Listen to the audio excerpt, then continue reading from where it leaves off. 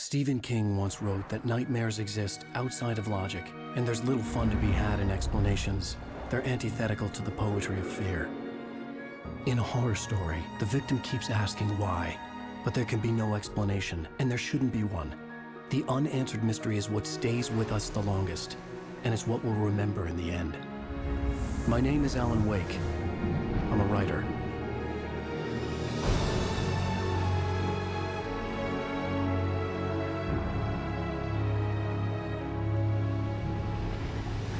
I've always had a vivid imagination, but this dream unsettled me. It was wild and dark and weird, even by my standards. So yes, it began with a dream. Following a typical nightmare pattern, I was late, desperately trying to reach my destination, a lighthouse. For some urgent reason, I couldn't remember. I'd been driving too fast down a coastal road to get there.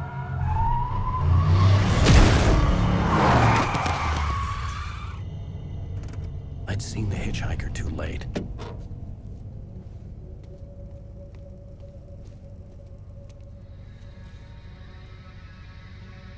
He was dead. I was convinced they'd put me in jail and I would never see Alice again.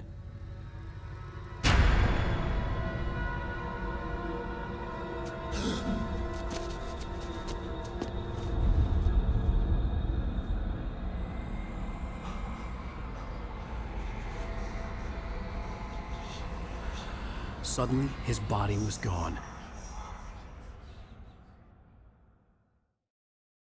I was in shock from the crash. I could hardly stay on my feet.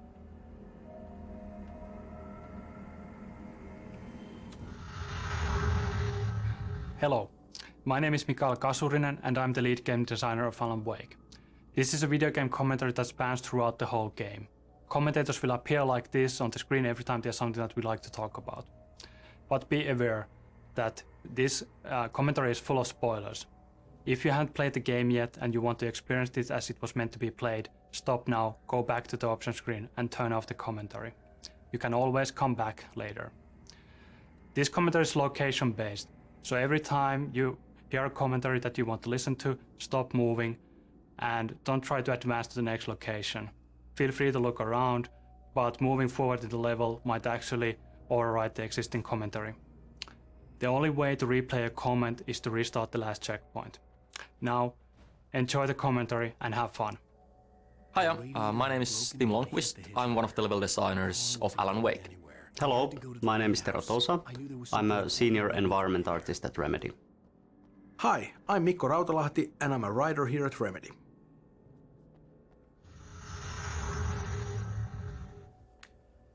Here we are in the very beginning of Alan Wake. Since dreams and dreamlike states are a big deal for us, it's kind of fitting that we start things off with a good old-fashioned nightmare.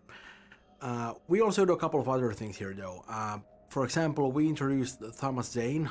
We don't call him that yet, but that's what the big floating ball of light is.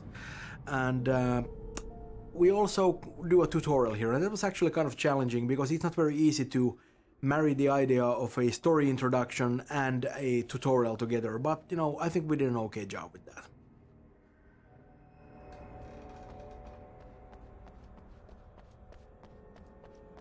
The bridge had collapsed. I'd have to find another way to the lighthouse.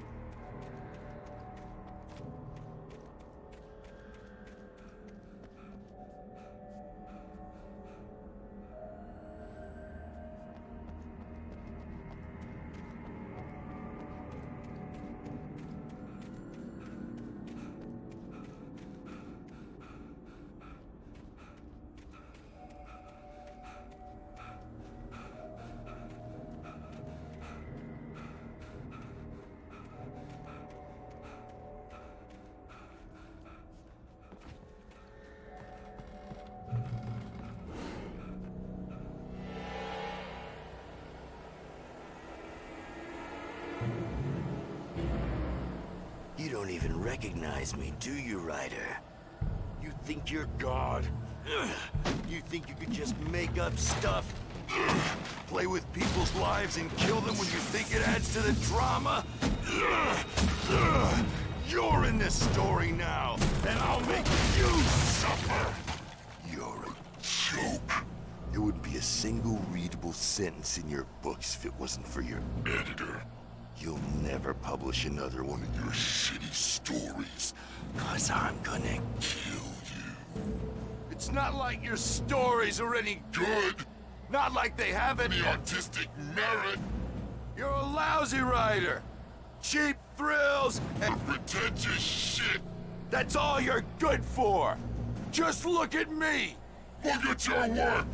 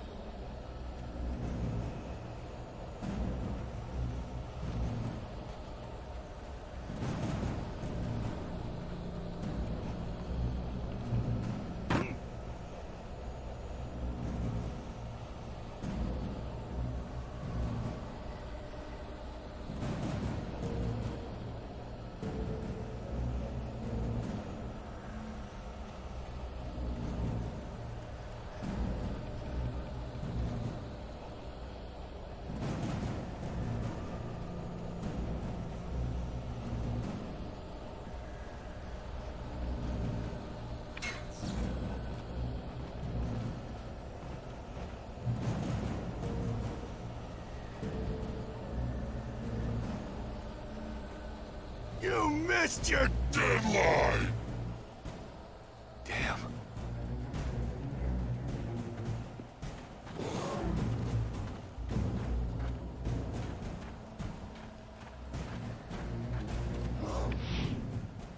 You can't stop me!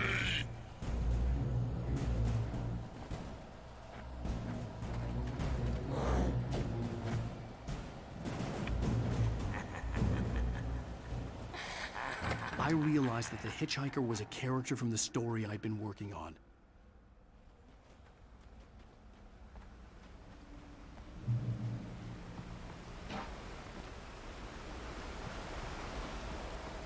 How does it feel to die by the hands of your own creation?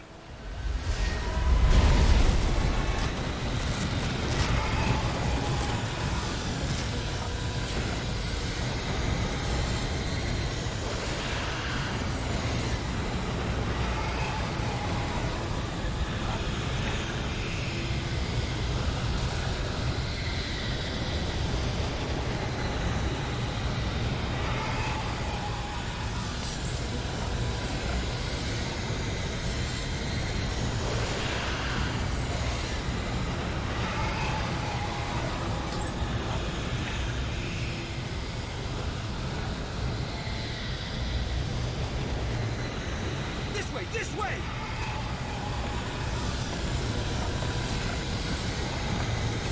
Hurry!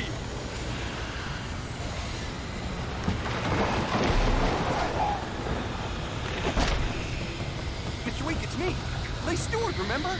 Quickly, get inside! There's no time to lose! It's coming! Inside now! Get inside!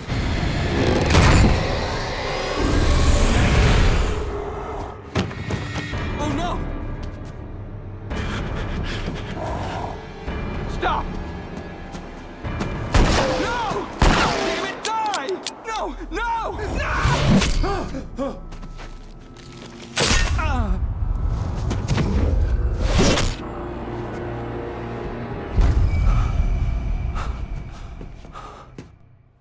trapped. There was no way out.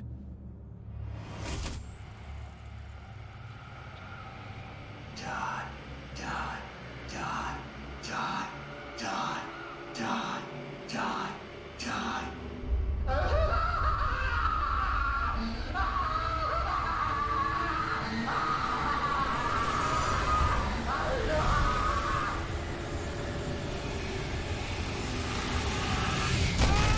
The cabin was a death trap.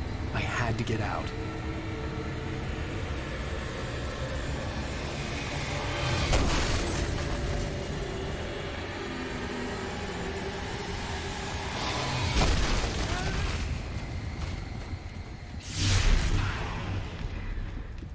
Follow the light.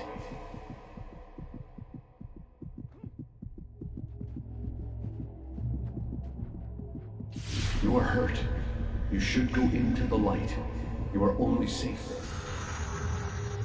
The light pole that you see in front of you is a crucial piece in the gameplay of Alan Wake. We call them Safe Haven. It's a spot of light in the midst of darkness. It provides you safety. While the enemies actually don't want to go in the light, they also heal the player faster and acts as guidance for the player. Every time you see light in front of you, that's usually a good direction to take.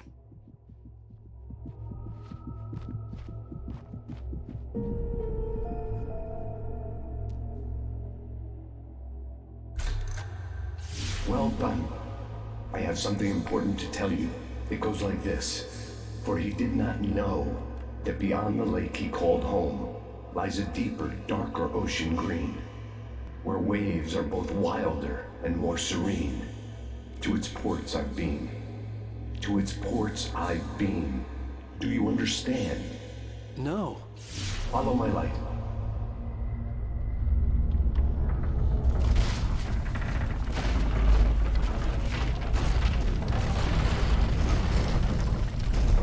I entered your dream to teach you.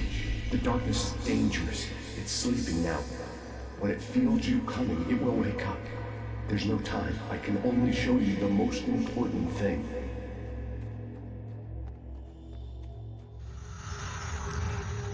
This way. In this scene, the diver takes control over Wake's dream to teach him how to fight the forces of darkness. The basic concept is simple. You turn the light on top of Taken and you can see the darkness burning away. After that, you are able to defeat the Taken with your revolver. This is a good opportunity to see how the light mechanics work. Turn the light on top of him and you can actually see a small halo forming around him. The halo gets smaller, the less darkness there's left. And you can clearly see a light effect when the shield is burned away. The combat mechanics were always designed around the idea that you face multiple enemies at once. In this tutorial you only get one enemy at a time, but in the field that comes after this, you get 2 or 3 enemies at the same time. Then you get the proper feel of how the combat works. Be careful on who you're concentrating on, because someone else might actually be flanking you and trying to hit you in the back. He can't be saved. He's still a threat. He is still your enemy. Here, take the gun. Now you'll die.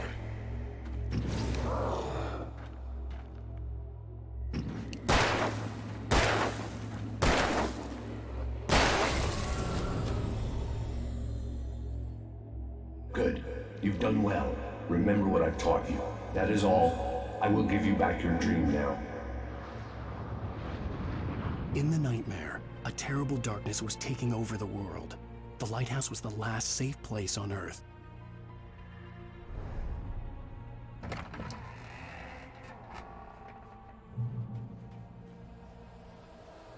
You made me this way, and now I'm gonna kill you.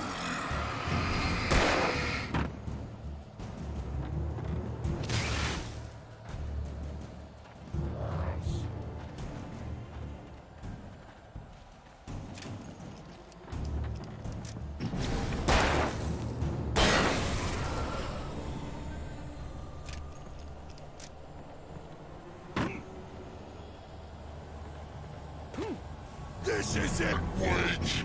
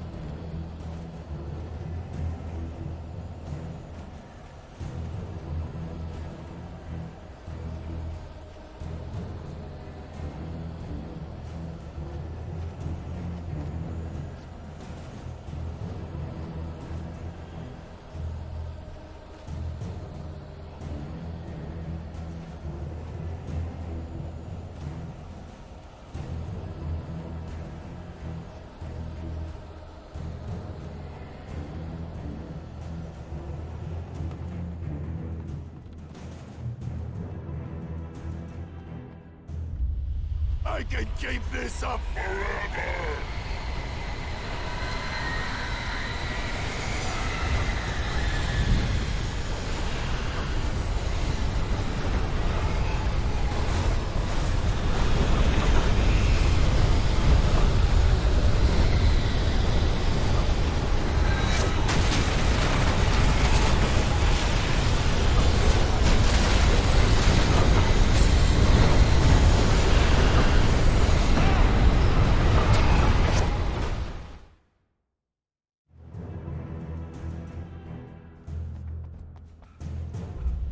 I can keep this up forever!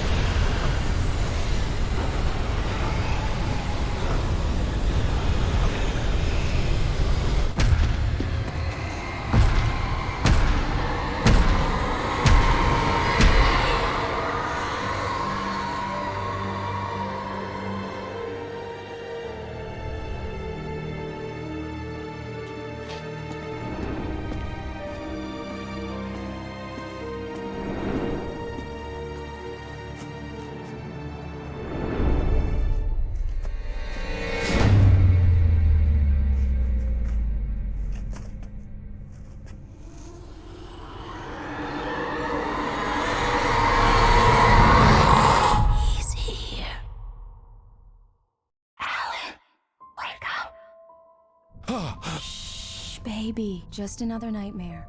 Everything's fine. You dozed off. Right. Anything more than dozed off would be news for everyone. Cheer up, handsome. We're here.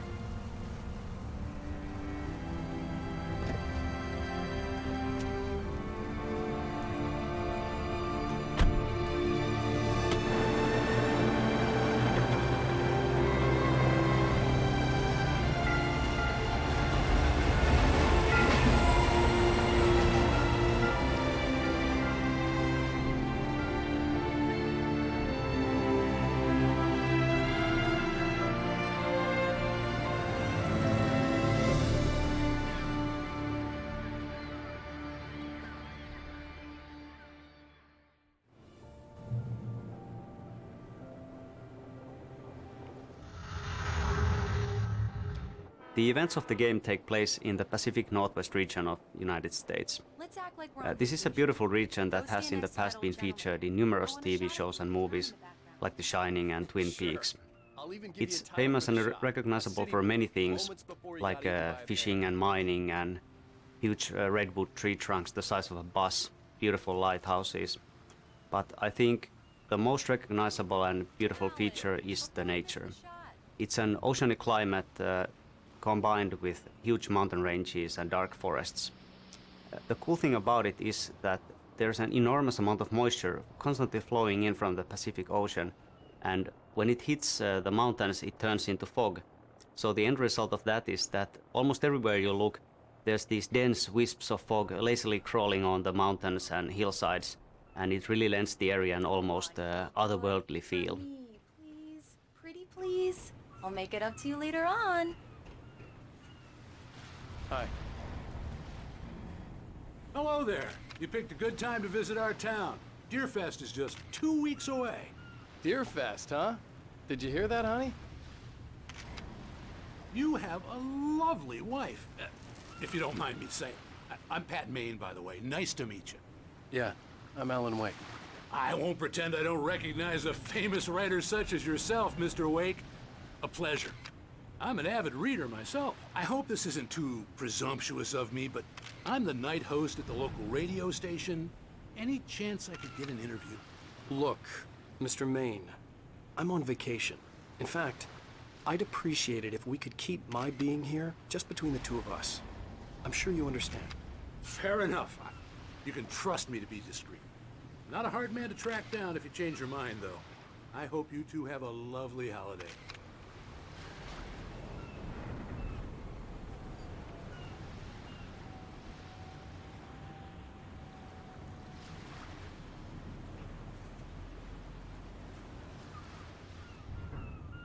Very nice.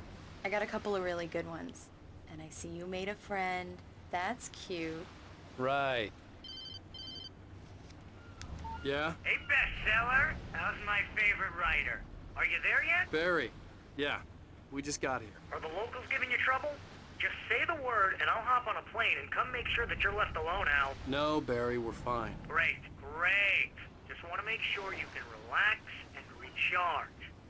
So, how is the place? Has it gotten your creative juices flowing? Barry, we're just settling in. Okay, Al. I'll call back later to make sure you're doing okay. And you call me if there's a problem, okay? Okay. I'm just looking out for you, buddy. Talk to you later. I love you too, Barry. You know he's going to be calling you every 5 minutes. Barry is Barry. I can always turn off the phone. What did I tell you?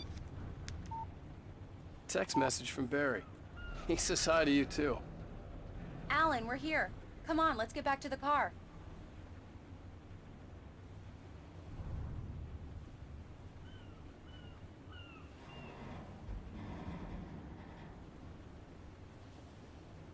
Come on, Slowpoke.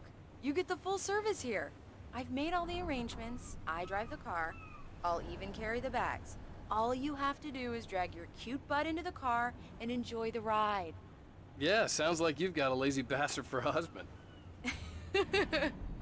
Yeah, but I got a thing for him. Come on, you lazy bastard. Let's go.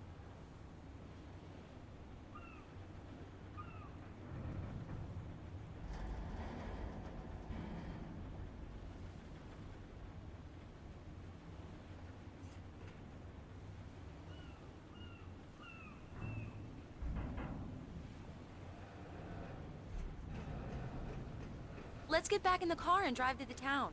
We're here.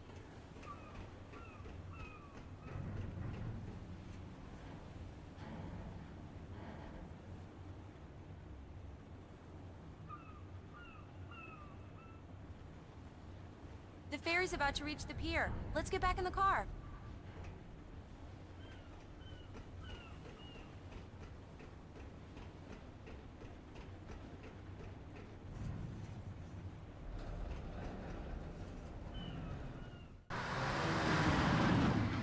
We need to stop at the local diner to get the cabin key from the landlord, a Mr. Carl Stuckey. He's waiting for us. I'll go fill her up while you get the key. I'll pick you up here in, say, 15 minutes? Sure. Alan, thank you for coming here with me. I love you too. Go on.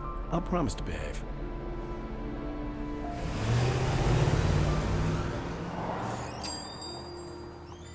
I'd forgotten there were still places like this. Towns where everybody knew everybody. Welcome to the Oh Dear Diner. Hi, I was wondering if you could help me. I'm looking for... Mr. Wake. Alan Wake. Oh, God! I am your biggest fan. I know people say that all the time, but I really am. I'm glad to hear that. Rose. Rose, I'm looking for Mr. Stuckey. Carl Stuckey? Carl? Of course, Mr. Wake. He must have gone to visit the restroom. He'll be back in a moment. Diners are the very essence of traditional Americana and the hearts of small-town communities, such as Bright Falls. Well, okay. There being so many of them, and many of them looking very much like each other, source material for this location was always going to be plentiful. But even so, from the start, we had a certain one in mind. If you can remember a certain black tie-wearing, pie-munching FBI agent who likes a damn fine cup of coffee, you'll know the one I'm talking about.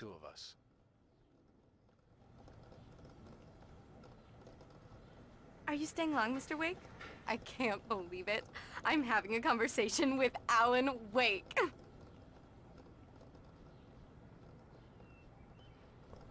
Are you on your own, or is your wife with you? I can show you the town if you want. I get off work at 6. Thanks, Rose. We'll be sure to keep that in mind. I wasn't ready to leave. I needed to find Carl Stuckey to get the key to the cabin. Right. So much for a quiet vacation.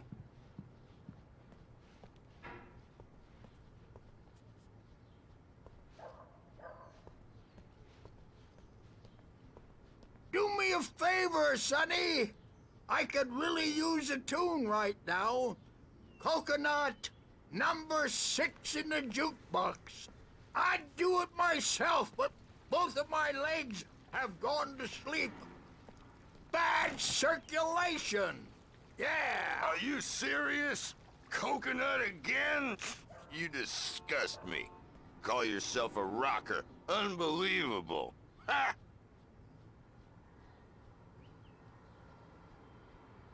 You put the lime in the coconut. Drink them both up. Just because we're brothers, don't think I won't murder you in your sleep.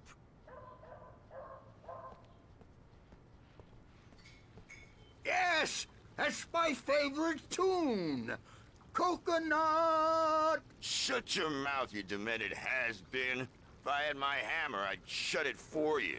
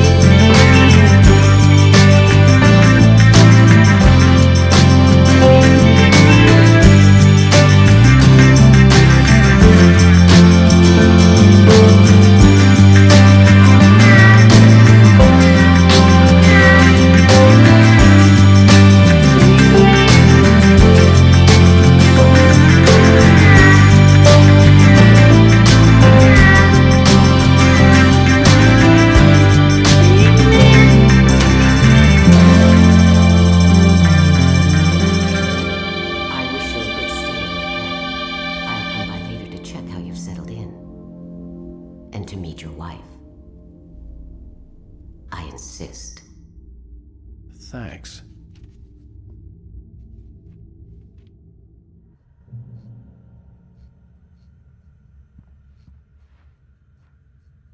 Cauldron Lake is a special place. Very inspiring.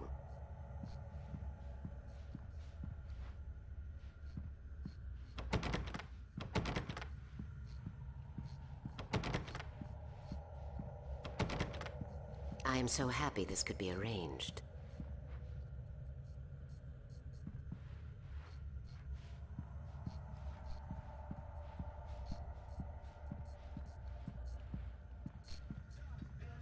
You got lucky this time, young man. You can hurt yourself in the dark. This really ought to be fixed, and then I must remind Sarah to change the lights at the station. It's been too long already.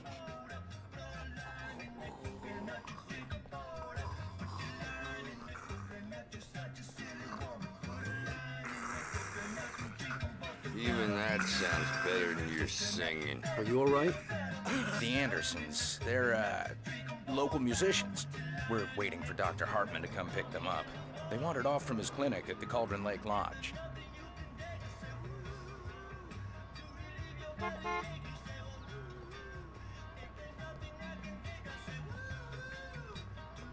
I'll be heading back to work as soon as Dr. Hartman gets here, Rose. Oh, but I'm not looking forward to the poison we have at the Park Cafe.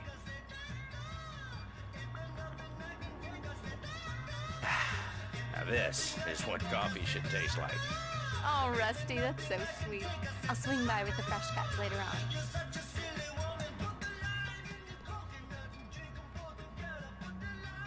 Will you be staying in town for the Deer Fest, Mr. Wake? The deer is dear to me. The deer is dear to me. The deer is dear to me, my dear, in more ways than one. Oh, dear.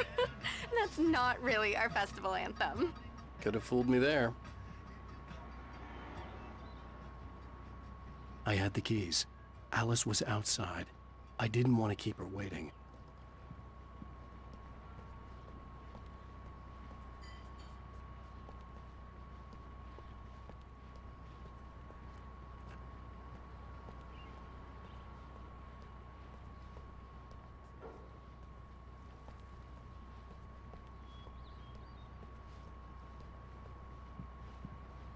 Bye, Mr. Wake. Mission accomplished. The key and the directions. My hero. I got some flashlights, just in case. Hey, wait! Mrs. Wake! Your keys!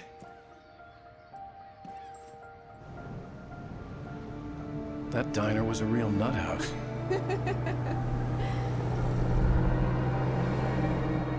Can you believe this place? This would make a wonderful setting for a book. We're supposed to be on vacation, Alice.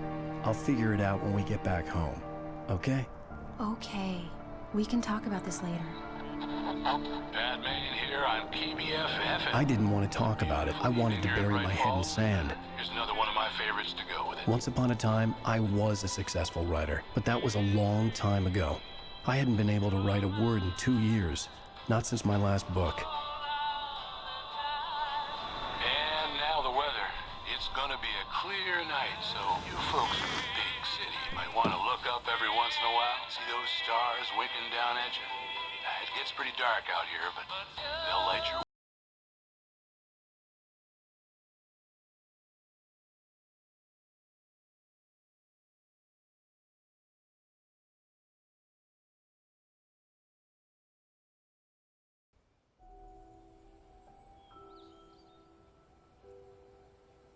Wow.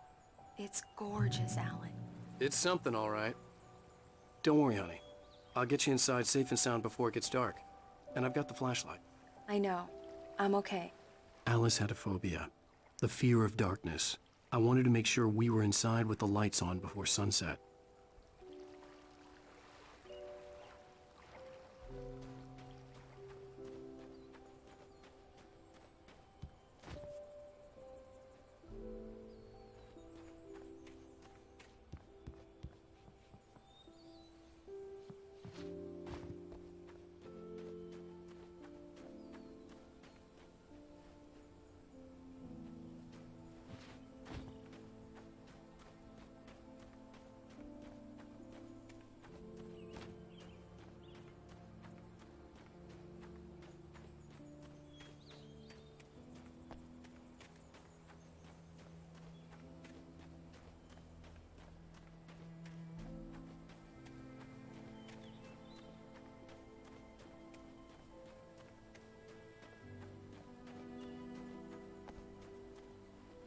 The cabin obviously got its name from the shape of the island.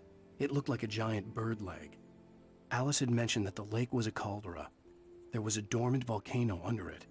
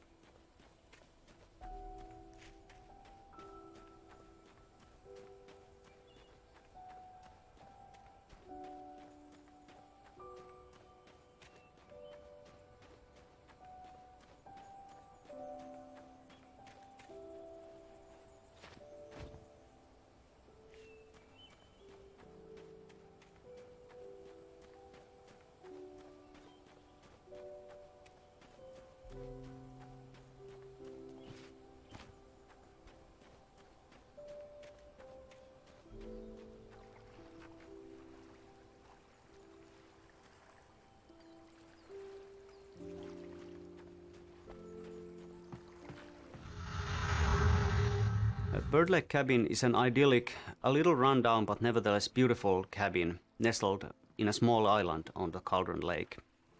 But not all about it is as it seems. You see, in the 70s there was a big eruption and the whole island sank and it took down the cabin with it. So it shouldn't really exist. Yet somehow it does. The original idea for the Bird Lake Cabin was that it was actually alive, that it would roam about in the forests at night, rising onto its legs that would at daytime look like bird leg-shaped roots sticking out from under it. In the end, the story evolved into having the name of Bird Lake Cabin simply derive from the peculiar shape of the island and also from the frontal facade of the building, where a chimney, which looks like a beak, and two round windows looked like its face, and two porches, one on either side, looked like its wings.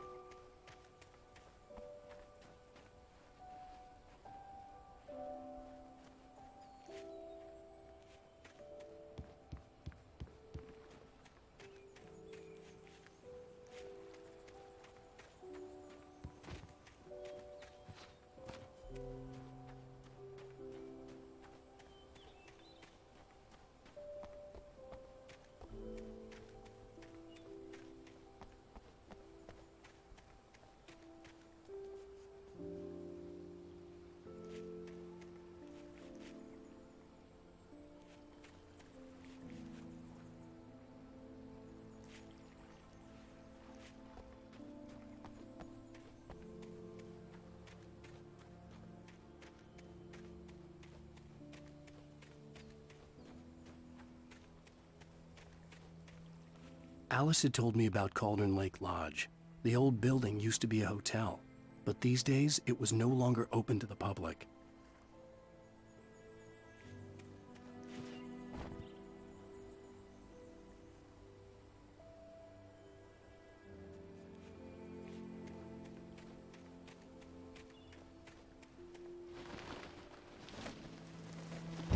An old generator had been connected to the power cable.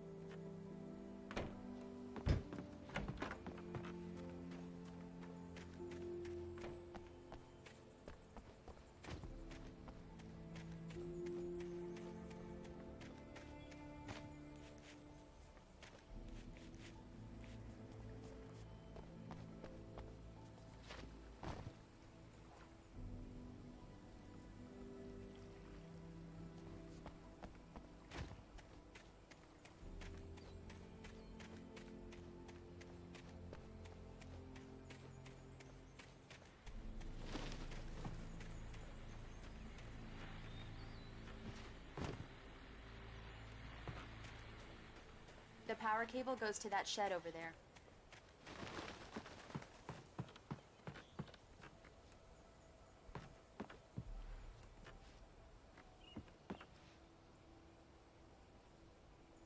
Come on. It's dark in there. We need lights. Can you figure out how to get the power on, honey?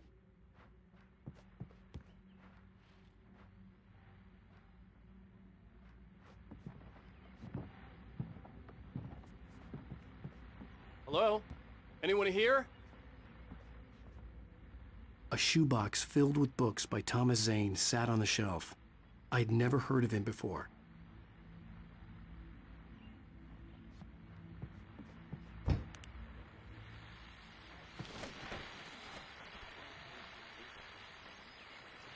The Deerfest guests have already started to arrive.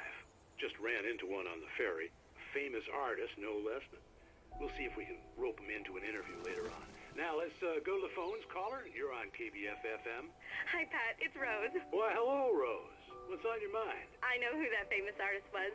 It was Alan Wake, wasn't it? He's my favorite writer. Well, Rose, I just saw him at the diner.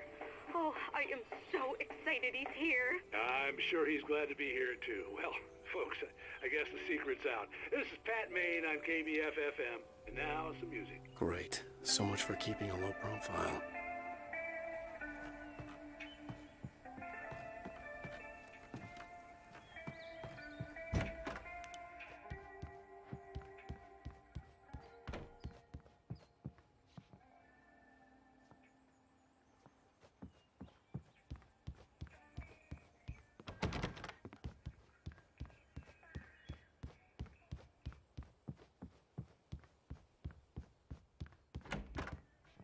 For a moment, the oppressive feel of the nightmare I had seen on the ferry returned. Damn.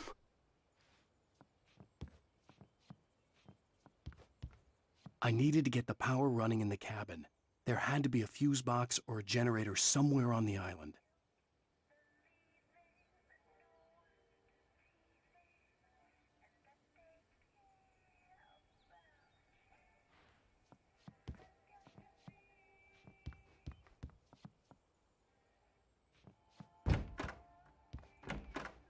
The cabin looked like a time capsule from the 60s, or even earlier.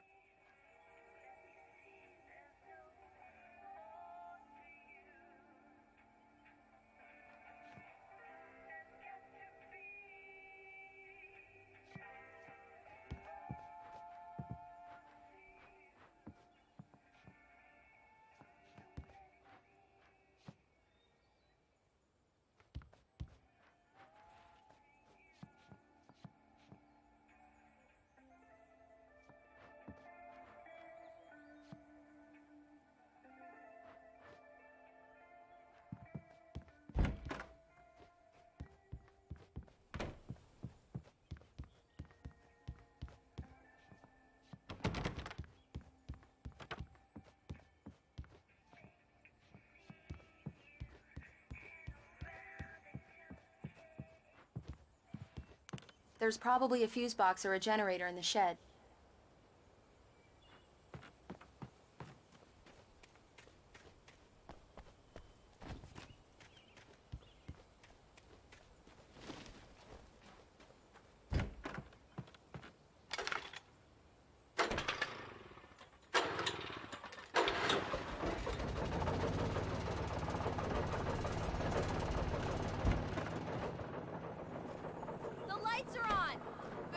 honey. I'll freshen up a bit and start settling in. Okay, I'll look around a bit. Sure thing. Have fun. The island. It was a beautiful place.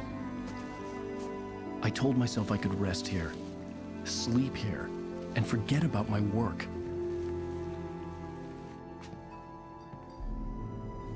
I thought we could be happy here. Sight for a love story. Maybe it would be that again. We spend a lot of time talking about Alice in the game, but we don't actually see all that much of her because she disappears. That's why it was very important for us to establish her as a major force in Wake's life in the very beginning of the game. Their relationship is very interesting because Alice is actually a lot smarter and stronger than Wake is. She's capable of manipulating him and is quite willing to do so if need be. That's how they end up at Cauldron Lake in the first place.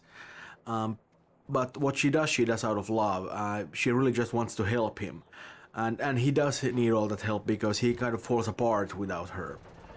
She's a lot stronger than that. She could survive without him, but I'm not sure if Wake could ever live without Alice.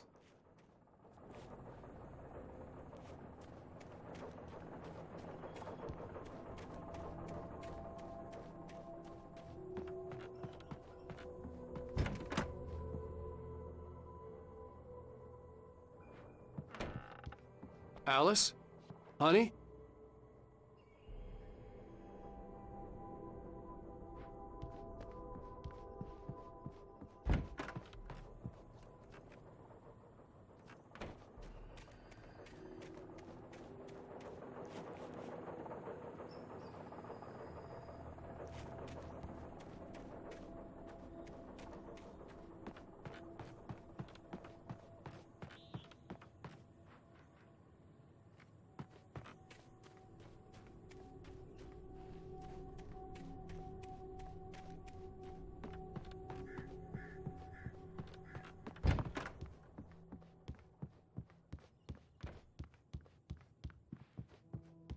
Alan, I'm upstairs.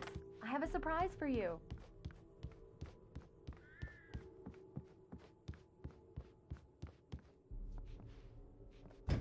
Well, hello there. I'm not the surprise. It's in the study. Go take a look. Okay.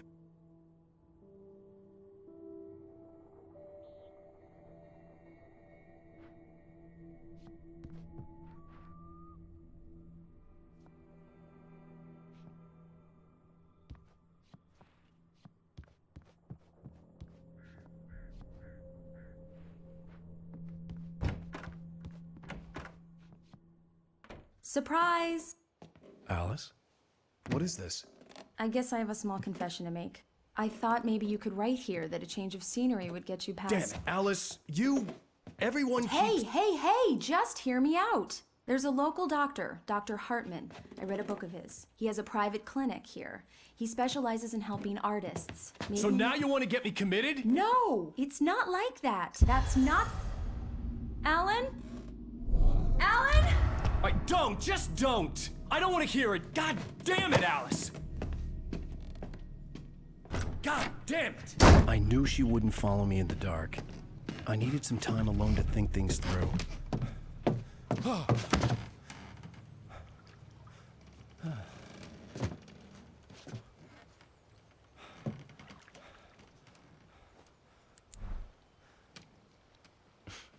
Damn it.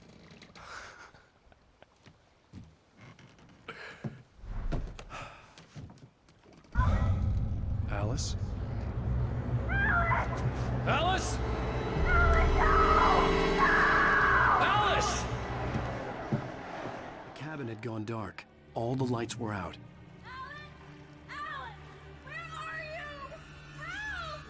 Alice, I'm coming! It's all right, I'm coming!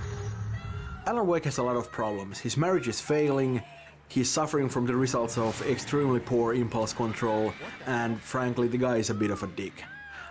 He's not a bad writer, he's definitely a decent one, and obviously he's been very successful, but you know, it's probably not a coincidence that the moment he sets out to write this really good novel, he's not actually capable of even starting it.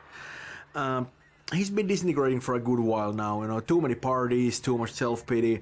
He's just really not handling the situation well at all, and it doesn't help at all that he's using Alice as his muse without realizing that this actually places a great deal of pressure on her, because it kind of makes her responsible for his success as a writer, which is very unfair. Wake is definitely a flawed character, but I think he kind of grows on you. We wanted to avoid the video game stereotype. He's a writer, not a space marine. And it's kind of ironic, I think, that he really stands out from the crowd just by being pretty ordinary. Alice? Alice?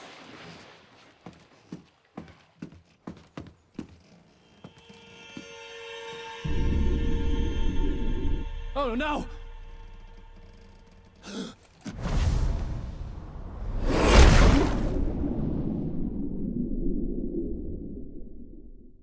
Keep going. Wake up. Alice?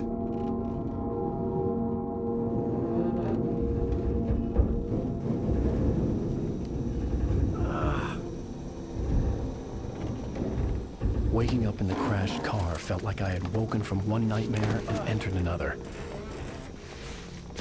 I couldn't remember how I got there. All I knew was that something terrible had happened to Alice. The phone was dead. I'd have to find help on foot.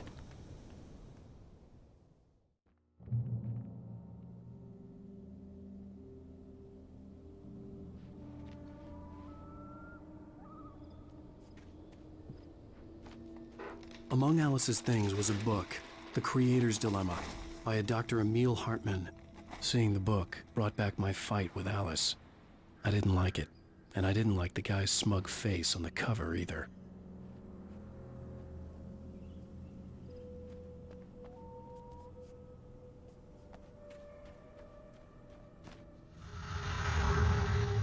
Designing the environments, we are making full use of the diversity of nature in Pacific Northwest region. In this episode, we find Alan Wake crashed in a car, unable to climb back to the road, and facing a long hike through the forest to reach a distant gas station where he hopes to find help. The area is a rocky, forested valley. He has to go through a logging site and also a marshland that follows the bottom of the valley and a river crossing.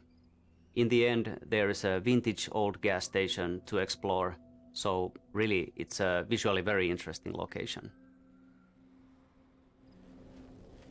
The gas station was my best bet. They'd have a phone I could use. It looked like a long hike through the forest to get there.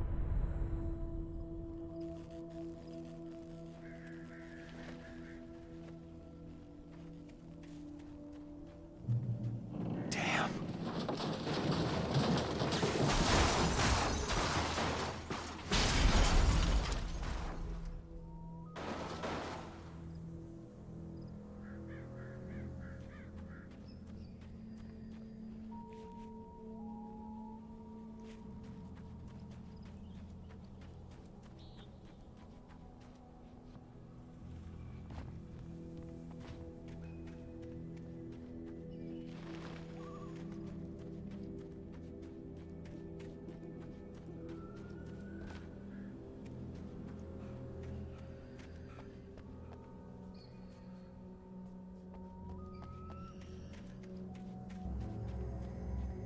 Hello?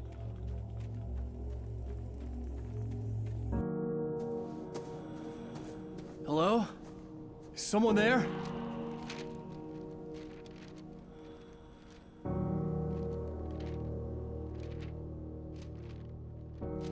The loose sheets of paper were pages from a manuscript entitled Departure. That was the name I planned to use for the next novel I had never gotten started. I was named the author. I hadn't written it. I couldn't remember writing it. In the scene on the page, the hero was attacked by an axe murderer in the woods at night.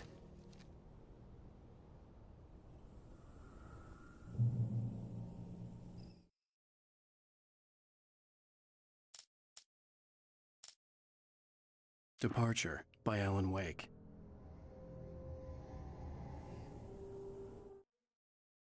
The man turned to face me. His face was covered in shadows. It was hard to make him out in the darkness of the forest that surrounded us, but the axe he lifted was plain to see. It glistened with the blood of his victim. He grinned madly. The shadows were alive, distorting his features. It was a scene from a nightmare. The Taken stood before me. It was impossible to focus on it, as if it stood in a blind spot caused by a brain tumor and eye disease. It was bleeding shadows like ink underwater, like a cloud of blood from a shark bite. I was terrified. I squeezed the flashlight like my life. I heard them before I saw them, swooping down from the sky and screeching as they came. I spun around just as the cloud was upon me. For an instant, I stared into 100 dead eyes, black pearls glittering in the darkness. I raised the... At first, I kept finding the pages as if by accident. The book I couldn't remember was either a terrible and true prophecy or an act of creation that had rewritten the world. I began to hunt the pages feverishly, for they held the answer to the mystery. With it, I could save myself. With it, I could save it. I stepped into the gas station's garage. It was dark and quiet. The place was a mess. It looked like someone trashed the place or that there'd been some kind of fight. Light spilled into the room through an open door at the back, and I made my way toward it. Without any warning, I was... "The cabin on Cauldron Lake?" she asked. The sheriff looked at me suspiciously. The early morning light flooded through the office windows. I would probably never have gotten out of the woods alive without her help, but I couldn't tell. Stucky spat on the garage floor and tried to shake the cobwebs from his head. Ever since the couple never showed to pick up the keys, things had been fuzzy. Something, a feeling, caught his attention. Stucky looked up and stared as his brain tried in vain to process the horror before him. Rose knew she had been gushing, but right now she didn't care. As far as she was concerned, her brief meeting with Alan Wake was literally the high point of her life. She watched as he got in the car with his wife. She was pretty, confident, at ease with Wake. Not like Rose. They were perfect for each other. She'd have given anything to be called their friend.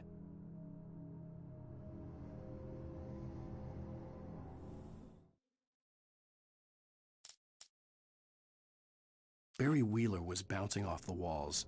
He jumped on a plane after his calls were ignored by both Al and Alice for several days. It could mean that they were both on a second honeymoon, but Barry didn't buy it. Al had been way too unstable for that, not sleeping.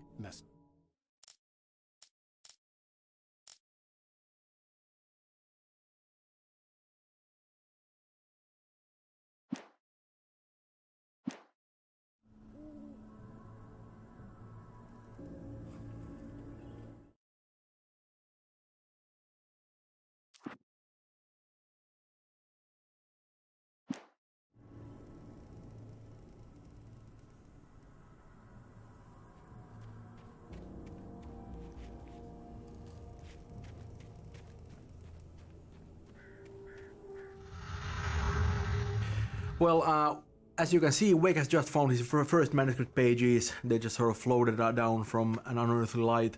And the manuscript is really one of our main storytelling tools in the whole thing, and one of our most important concepts in the entire game. And that stuff was actually really difficult to write because, you know, you don't have a lot of space there. You have a couple of paragraphs, and you kind of need to be able to tell a little story there. Yeah, and I also think that manuscript pages are a big part of the whole Alan Wake experience. While it also tells a lot about the world itself, it also gives you a really deep history of different characters in the game.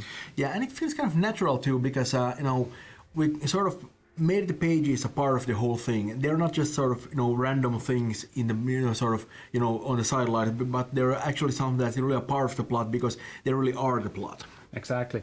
And I especially like the idea how certain pages actually predict some events that are going to occur in the future. Yeah, we do a lot of foreshadowing there, but it's not, you know, we don't really do the kind of a thing where we sort of, you know, hint at something. We actually come right out and flat out, you know, say it, because that's sort of, we want to prove the player that, you know, what's written on the pages actually literally happens in the game. Yeah, it's really cool when that happens. If somebody actually reads the page and sees how stuff unfolds in front of him when he plays it, I think that would be really cool for somebody. And it's so bad that I've actually read all the pages, I don't get that experience, but I would think that it's really cool when you actually experience it. And I know a lot of players are probably just going to run through and just sort of skip the pages, and, you know, That's fine, you can do that, you can play a cool action game like that, but there's actually a lot more to the game than just the shooting. Yeah, exactly.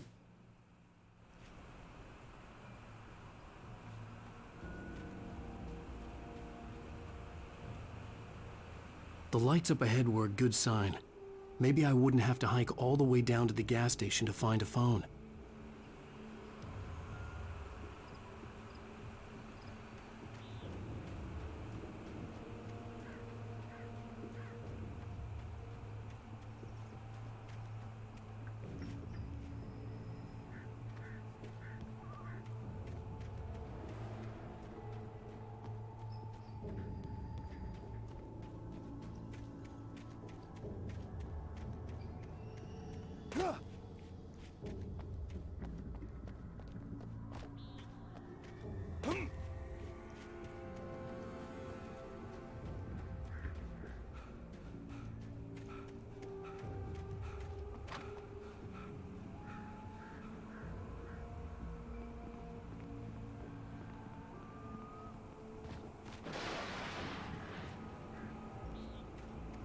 Anybody there?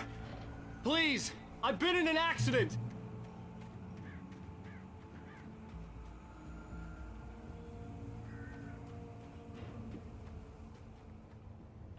Hey! Hey, you! Phil! There's been an accident. I need help. Listen, Deposit. I need to... Premium cabins for rent in Nightfall. Oh, hell. Carl Stuckey. Pleased to meet you. Non-refundable reservation deposit required. Fair and square.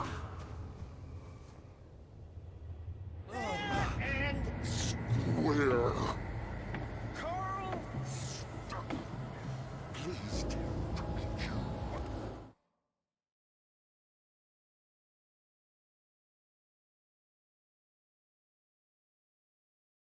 The Taken stood before me.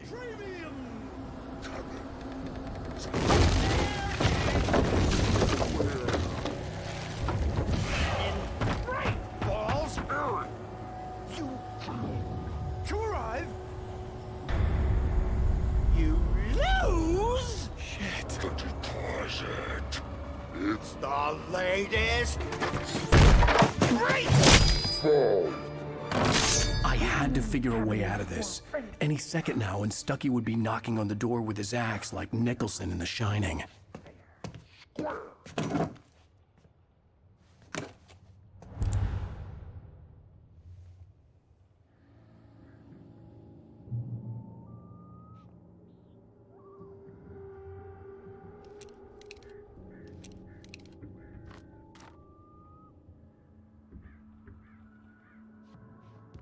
I wasn't about to open the door, as long as I was liable to catch an axe with my forehead. Trying. It's the latest thing. Incontestably proven health benefits let you kill two birds with one stone. You can see the sights and keep those cholesterol levels down. At the same time.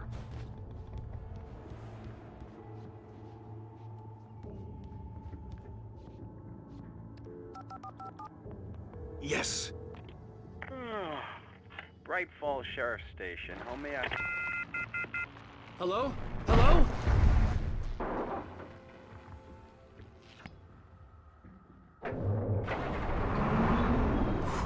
This is bad.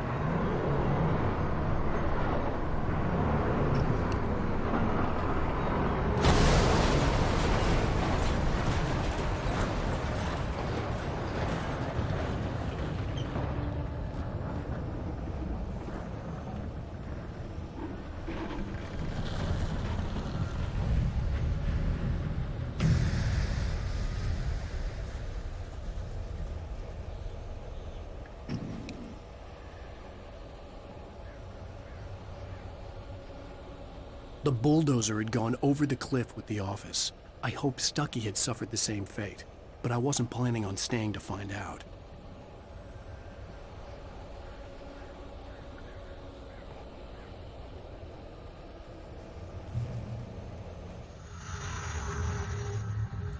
Even though most of the enemies attack you with melee weapons, some of them are able to use ranged weapons as well.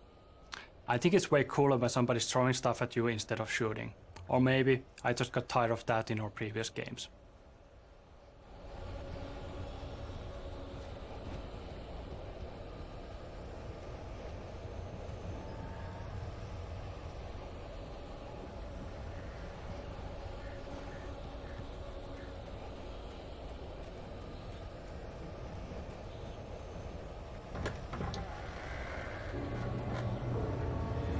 There were more of them.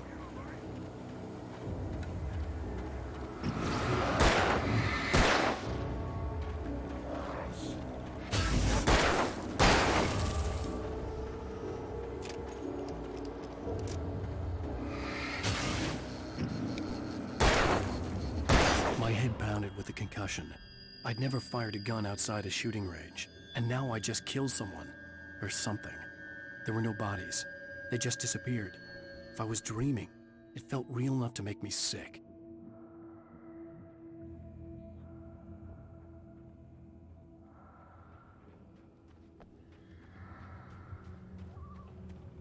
Eerie hand-painted graffiti was revealed by my flashlight. Someone had hidden a chest of supplies near it.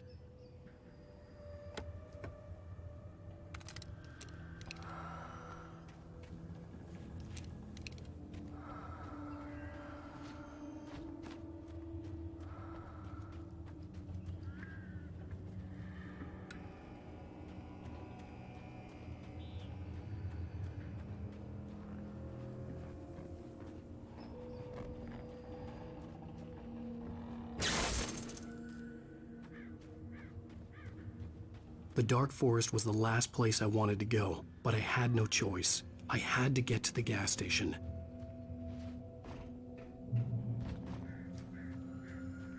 It's rabbit season!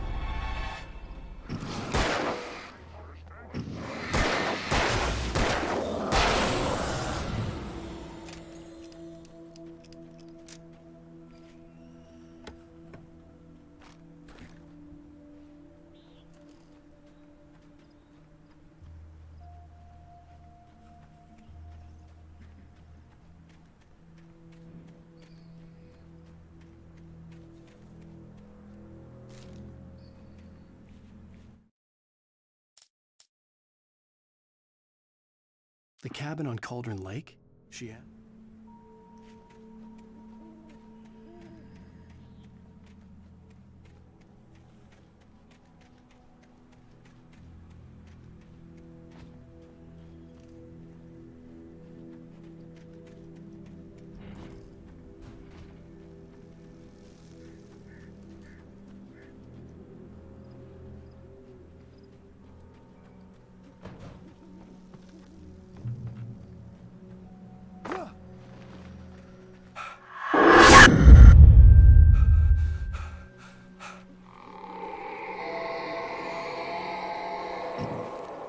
What the hell was that?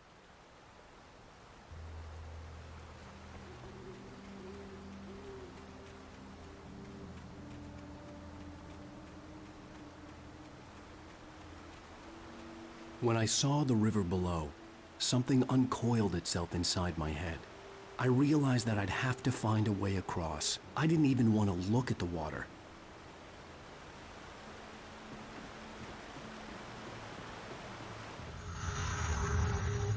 Wake's newfound fear of water is a result of his plunge into Cauldron Lake. Of course, at this point in the story, he doesn't know what happened to him, he doesn't remember any of it, but on some subconscious level, he knows that he's been violated, and he associates that with the water.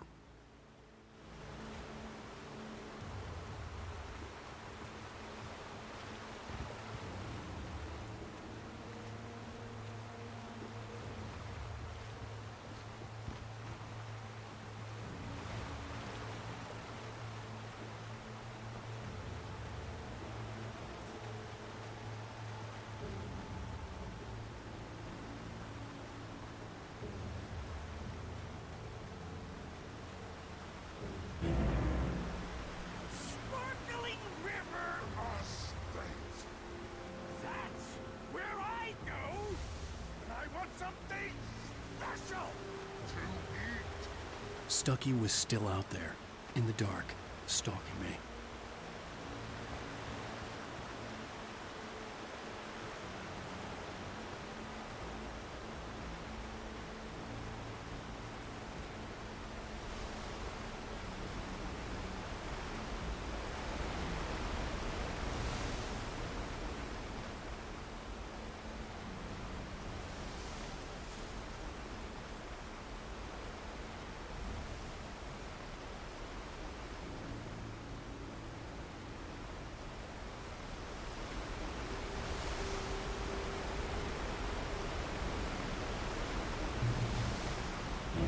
Logging is a hazardous occupation.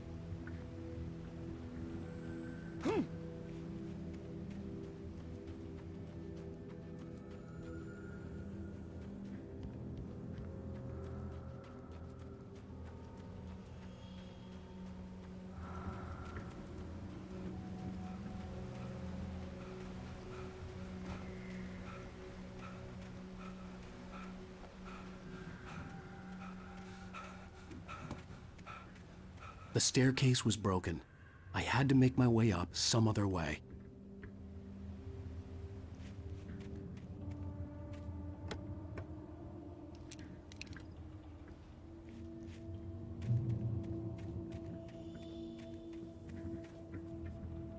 There was no power. There was bound to be a generator somewhere at the logging site.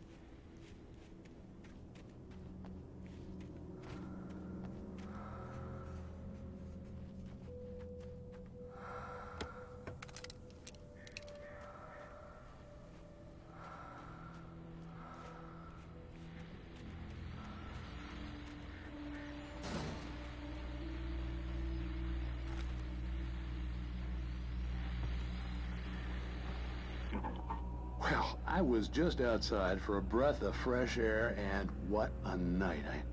I know most of you are probably in your beds by now, but if you're still up and around, take a moment. Step outside for a spell and breathe in deep. The weather is absolutely still. The sky is crystal clear. It's like the forest is quietly breathing along with you. As you listeners know, I'm a night owl, and it's on nights like this I wish I wasn't cooped up in the studio. Makes an old man like me wish I could just roam wild. But here I am, and who'd keep you company all night long if I weren't? It looks like I'm not the only one staying up late. Caller, you're on the air. Hey, Pat, it's Maurice Horton. Hello, Maurice. What are you up to? Well, I was just taking Toby on his walkies. Oh, isn't it beautiful out there? Sure, but Pat, the reason I called is that Toby heard something rustling in the undergrowth and took off after it, and I couldn't find him. Probably a rabbit. Sure. Toby loves rabbits. Well, sure. Anyway, I figured that, if anyone runs into Toby, they could grab him. My number's on his collar. And Toby's a friendly dog? Oh, Toby loves people. Usually he comes back, but we were pretty far from home, and it sounds like he went pretty wild there. Great dog, but he's just too dumb for his own good. Well, Maurice, it's out there now. Hope Toby comes home soon. Yeah, thanks, Pat. You have a good night now.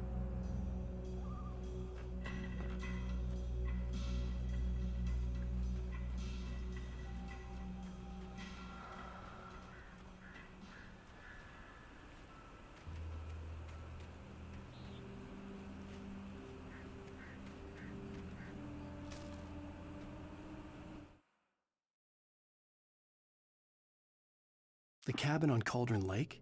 She asked. The sheriff looked at me suspiciously. The early morning light flooded through the office windows. I would probably never have gotten out of the woods alive.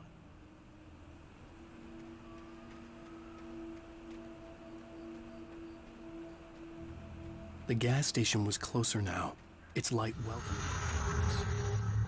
Most of the gameplay locations we have in the game incorporate the idea of a journey into them. It basically means that we try to show where player is coming from and where he's going to as often as possible. In the beginning of episode 1, this meant that we showed the lighthouse whenever possible, and of course now we use the gas station in similar role.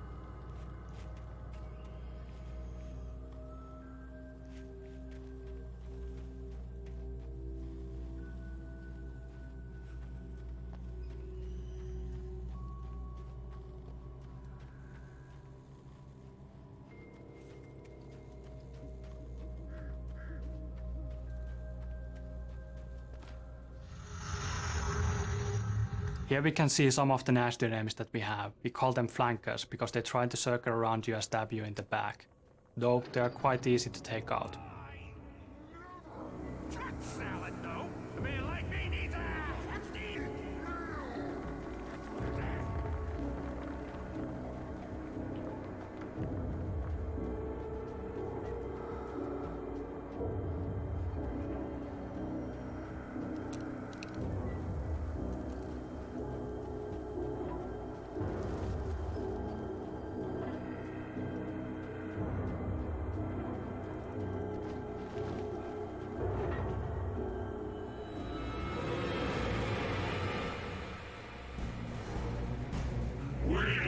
the magnificent ones.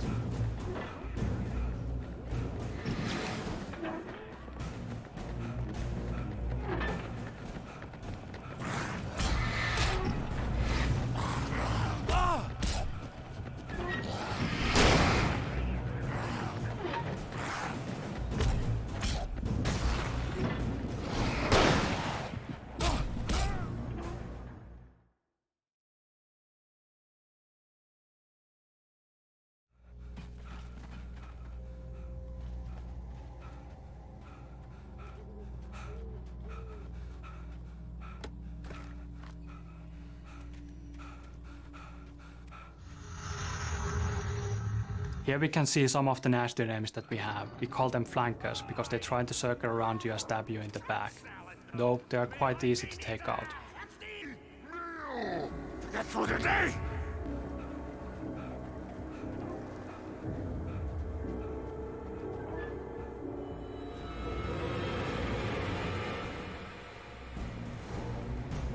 We enjoy the magnificent ones.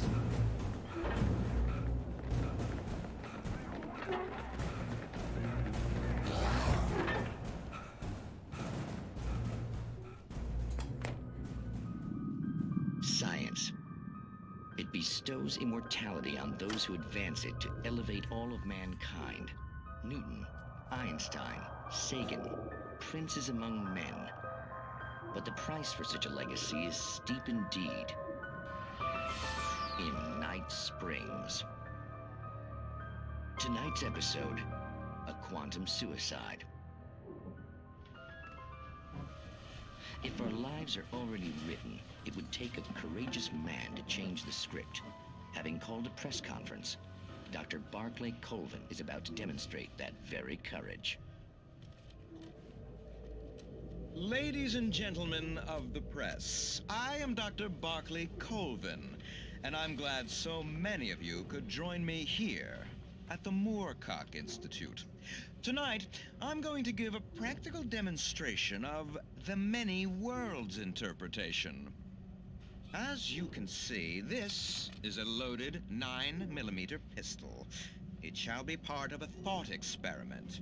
And now, a real experiment, known as a quantum suicide. Did he say suicide? Is that a real gun?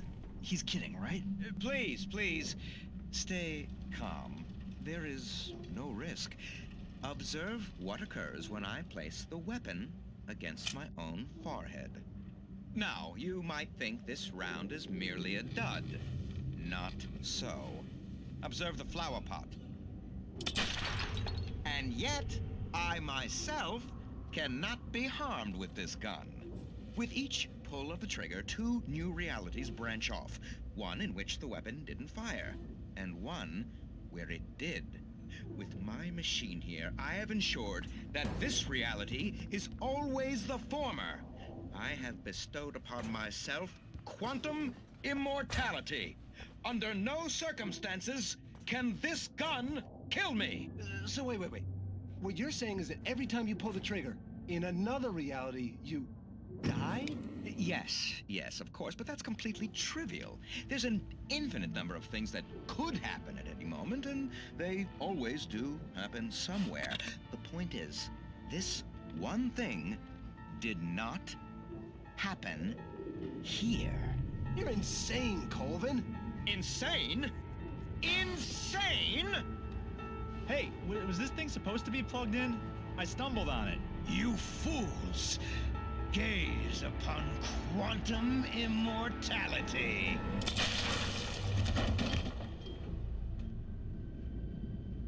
Poor Dr. Colvin, felled by his own hubris or the ignorance of the masses.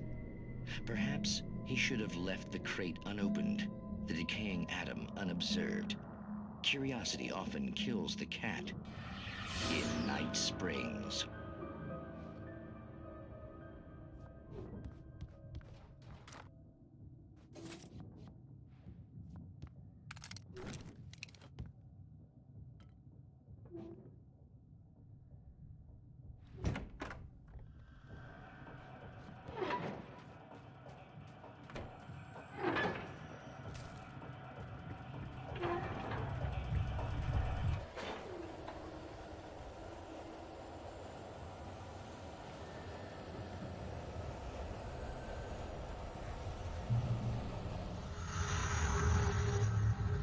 The journey from the crash car onwards has seen a steady escalation of suspense, and now we're wrapping it up with a meeting with possessed Karl Stacke. As you might think, it can be dangerous. It requires patience. Even with the ancient rock takes hours to cool. Dropping tools isn't easy and fatal. Mistake don't make.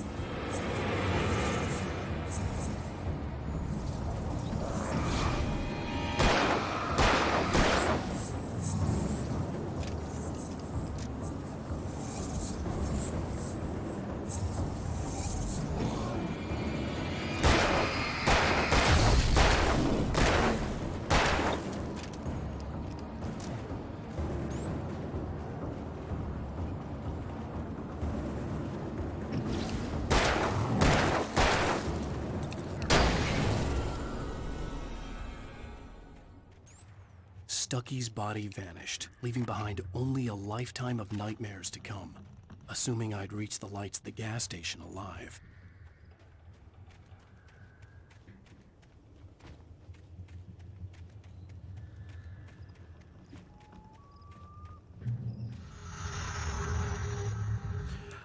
You're about to find the first TV at the gas station where we see Alan Wake raving like a lunatic. Cynthia Weaver actually talks about a similar thing later on in the game when she mentions that Thomas Zane has been talking to her from beyond and from television, and it's kind of a similar thing. Wake isn't aware of how it's happening, but that's what it is. We are thinking of Alan Wake as kind of a sum of three parts actually. Our writing, Ilkka Villi's face and body language, and Matthew Poretta's voice. And since we shot this stuff on video instead of producing it with our game engine, that's actually Alan Wake at his purest, you could say. And not coincidentally, it's also Alan Wake at his craziest. The lights of the gas station felt comforting, at least for a moment. The sane world reasserted itself.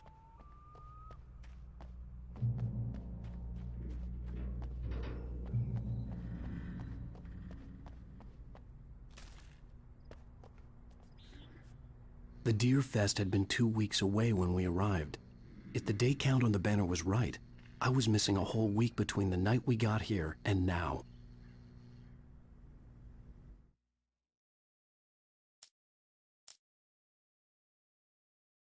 The Taken stood before me. It was impossible.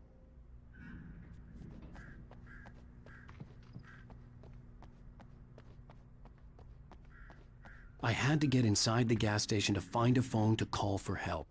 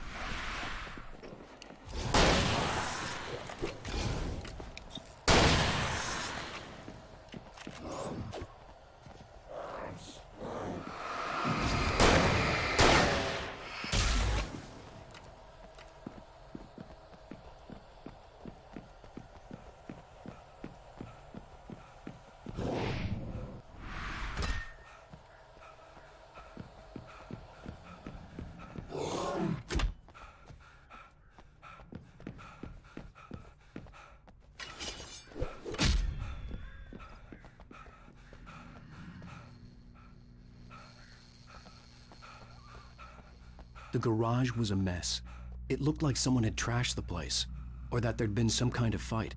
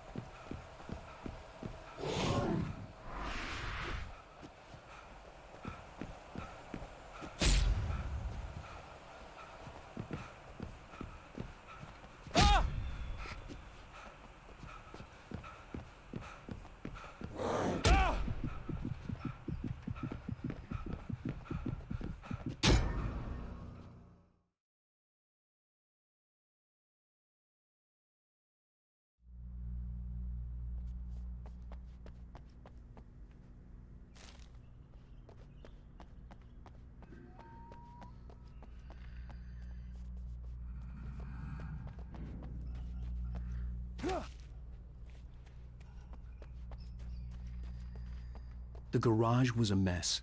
It looked like someone had trashed the place, or that there'd been some kind of fight. All right. I'll keep writing. Outside, there's only darkness. Outside the cabin, outside the story, there's only darkness. I can feel her presence in the dark. Just now, I could smell her perfume in the room. I'll reach her. I'll fix it up. I'll bring her back. The story will come true. If I stop, she's lost. I don't believe this. It'd been me on the TV, talking crazy. Was I losing my mind?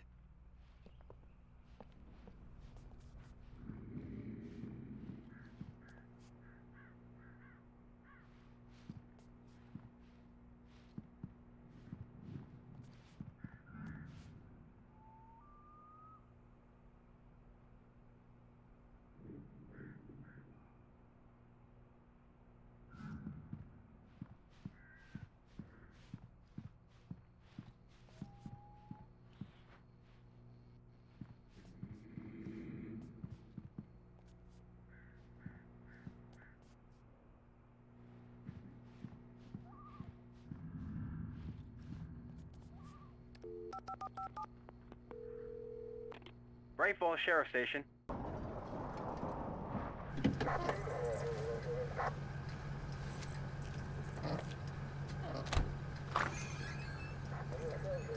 Oh, thank God, Sheriff. Sheriff Sarah Breaker. You are... I'm Alan Wake, but listen. I was in a car crash. My wife, Alice, she's missing. Calm down, Mr. Wake. We were staying in a cabin on the island, on Cauldron Lake. There's no island on Cauldron Lake. Not since the big eruption in the 70s. Please, I can take you there, okay? You look like you've taken a pretty bad knock to the head. Are you okay? Listen. We'll figure this out. Please get in the car. We'll swing by the lake and then we'll go to the station, okay? Mr. Wake, have you seen Stucky, the guy who owns this place? I realized I couldn't tell her what had happened in the forest. She wouldn't have believed me. And then she wouldn't have helped me with Alice.